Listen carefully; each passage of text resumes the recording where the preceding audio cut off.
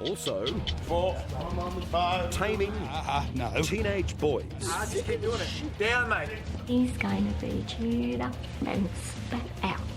Knocked into shape at Australia's strictest school.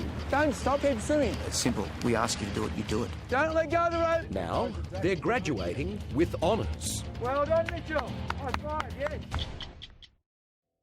Teenage boys are a mysterious breed. That adolescent hit of testosterone can transform your sweet little boy into an aggressive monosyllabic stranger. And in those crucial formative years of high school, it's easy for some boys to fall between the widening cracks in our education system.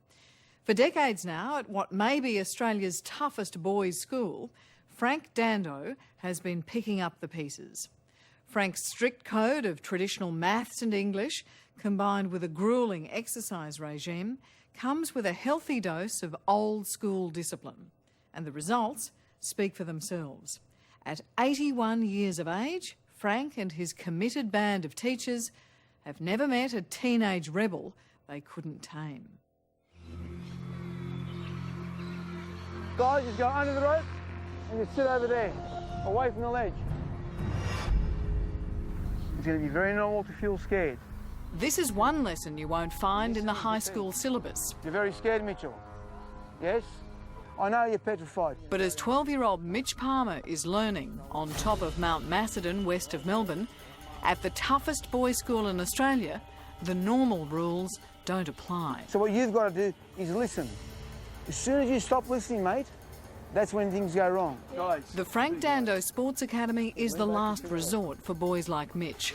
Troubled teens or just right troublemakers, failed by an education system which just can't cope with them. Little step, good boy. No. Tight rope. 95% of this game is having control of the children. The rest you can get out of a book. There. You. Don't keep me waiting, Matty. You. 9/8. Yeah, a bit slow. Frank Dando has spent his career taming the unteachable. No. And even at 81, his innate understanding of the teenage mind is still getting results. No one asks you to talk, just listen. I've been teaching 60 years, but every 10 years or so I come back into fashion. Looks like I'm back in fashion again. What's fashionable about what you're doing? Nothing fashionable about it, simply common sense. Wakey, wakey, mate, I want to see what you're doing. While education revolutions have come and gone, he's stuck to a bare-bones, no-nonsense curriculum. What are 7 sevens? Of basic maths and English. 72. 8 Don't tell me, I've told you. 8 sevens. Matched by a gruelling daily regime of physical exercise that would put a Marine to shame. As the only female in the room, may I say that it does smell more like a locker room than a classroom. Gee, what's the trouble? You can knock me on my butt, mate, I'll give you a rest. Ziad Zachariah, Zach to the boys, looks like a bouncer, but he's the deputy principal here. Along with his master's degree in education, I think you're full of shit. he's a 6-time karate world champion. You're getting stronger, come on. We're their sort of last line here. We get kids that are sent to us from other special schools, from psychologists, from psychiatrists. This is the end of the line. Pretty much so for a lot of them. So what happens? They're either going to be on the street, they're going to be in juvenile detention. Worst case scenario, they can be dead. Jump up and keep going. It can be a tough adjustment for a new recruit. You're a bit scared at first. Yeah. Who wouldn't be? Oh, yeah. These big guys just coming at you, the full-on hooks and jabs and judo, they throw you and you hit the ground so hard. Push, push, push, push. But like many of the boys here, the Frank Dando Academy is Mitch Palmer's last chance at an education. Come on, Mitchell. Time to get dressed, mate. Let's go. No, wait, Let's go. wait, I'm playing. From the moment he hit high school, his parents, Michael and Patricia, watched him struggle. A little boy that we knew that was always very vibrant and always cheeky and always had a little joke and so forth was no longer there.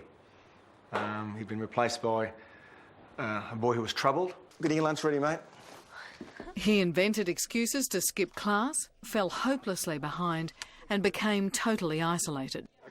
At school, I'd actually make myself physically sick to make me go to first aid so I could just stay there. And I was sad when I came home from school. I just eat to make it feel better. I sit in front of the tally and I just eat.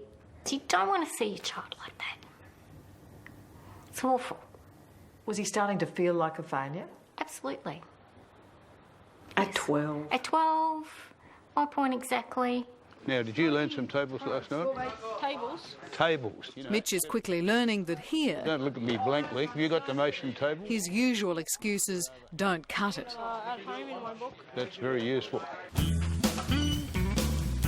By modern education standards, it's primitive. A sparse, single room, not a laptop or an interactive whiteboard in sight. Let's go back to something different. But triplets Nathan, Matthew and Luke Angelin are living proof that it's working. Would you get out of the way, Nathan? Luke? This was daily life with the Angelin boys a few years back. Here, get your hand out of the way. All with ADHD, all failing at school and pushing their parents to the absolute limit. They were out of control. They were hyperactive, jumping, yelling, screaming, fighting, wrestling.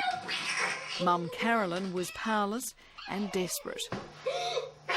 It's not a normal show. I don't know any other children that get a baseball bat and carry on like that for an hour. It's distressing, and that was every day, you know, every day for years. Even with ADHD medication, high school was a nightmare. You got into trouble every day? Yeah. What did you get into trouble for? Breaking someone's arm. At school? Yeah. How'd that happen? I pushed him over when I was running. They would have ended up high school dropouts in your view? Definitely. Well, I think that that leads to children not having something to do. They're hanging around shopping centres, doing graffiti, end up, leading to crime, and anything could have happened. But 2 years ago, Carolyn discovered Frank Dando and his academy, and her wild boys were transformed. They've come from, at the beginning of last year, not knowing their times tables, to now doing Year 9 maths. So they've not only caught up, they've overtaken their peers because they've done intensive maths and intensive English every day. And you're saying the public system had pretty much given up on them? Absolutely. We start them on a level of academic work probably a little bit below what they can do. And it makes them feel good about themselves. All of a sudden, it's not like, I don't know how to do this, I'm stupid, I'm dumb, whatever. It's like, oh, this is pretty good. And once they're on that sort of role of achieving success, they don't want to go backwards. Come on, Rich, head down. Don't stop. I'm not asking you for coffee. Keep swimming. Lunchtime at the academy is lap time. 70 laps, mate. It's yours. Work, mate. Work. Eating is done back at the desks and comes with a side order of maths. 7 nines? You didn't learn them last night, did you? But even lunch must measure up. What's this, Jordan? Baked beans. Something healthy tomorrow, mate. It's full of crap. To finish, another sparring session. Same routine, every day, no arguments.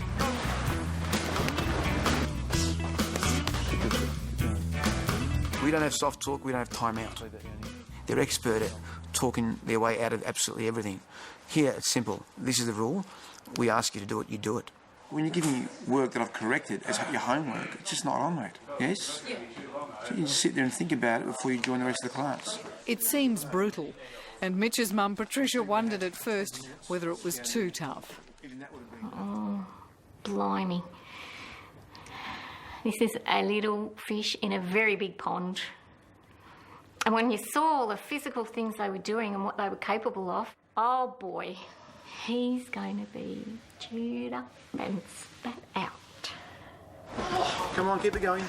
Try and do one off your legs. It's a teaching style where the niceties are left at the classroom doors. I know we hurt your fucking arms, but just keep on doing it and it won't hurt, mate. Keep it going. 13-year-old Matt arrived from his previous school with a reputation as a fighter. Back down. He might have thought he was invincible at his previous school because other people were scared of him or let him get away with it. Here, nobody's scared of him. He's not going to get away with it. You said that you were a bit rude to your teachers in the last school. What would you do? Probably won't be able to say that on camera. So we're all right. So you'd swear at them? Yeah. Now, would you try and swear at these blokes? No, because they'll knock me head in. The only way out is success. Come on, Matt. No matter how bad the behaviour, expulsion is not an option. Again. Come on, work, mate. I've confiscated knives, guns, explosives. Guns? Knuckle busters, bombs, a few things, yeah. Were they intending on using them on you? No, not all the time. So it doesn't matter how rotten these boys are, they are not getting out of here. No. Doesn't matter how rotten they think they are. They're not rotten. They're just a bit confused. Before you leave, make sure you see Paul. He's got to give you homework. Teenager taming doesn't come cheap. $10,000 a year per boy. But Frank Dando has an impressive success rate. He has changed the lives of over 500 boys. My handwriting's getting better and I can use full stops and capital letters at the start of the sentence and it's all good. And maths, I couldn't do times tables. Now I'm on algebra, so I'm doing pretty good. You passed me. I don't understand algebra. Oh. So can you do it, Mitchell? Yes, I can. Just a little believing and you can achieve anything.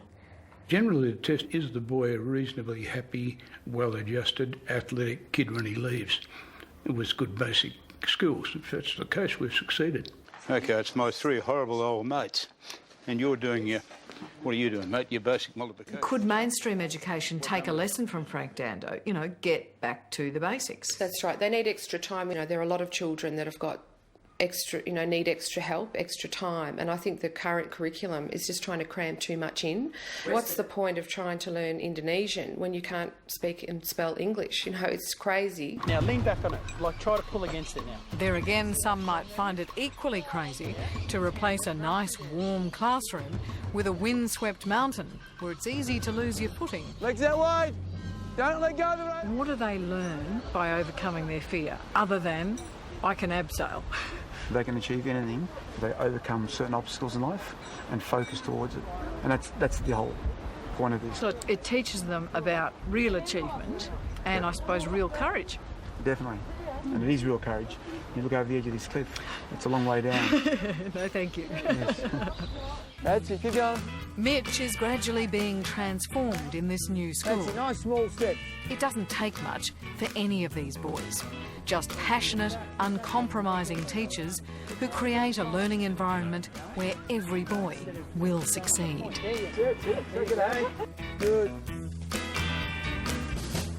Well done, Mitchell. High five, yes. You did it. Yeah, finally. How was it? Scary at first, but it feels great now that I've finally done it. Is the joy back? Yes. Yeah, and it's lovely to see. He has a magnificent smile, and you get to see that again. It's great.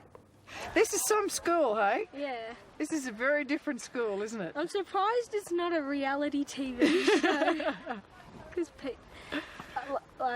there's a new chapter every day with boys that are scared and then they do something. And yeah, that's what makes it pretty cool about this school. Good on ya. Thank you.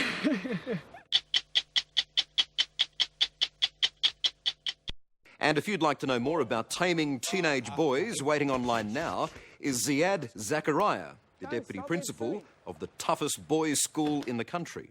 The address 9msn.com.au/60 minutes. And that's our program for tonight. We'll be back next week with another edition of 60 Minutes. I'm Michael Usher. See you then.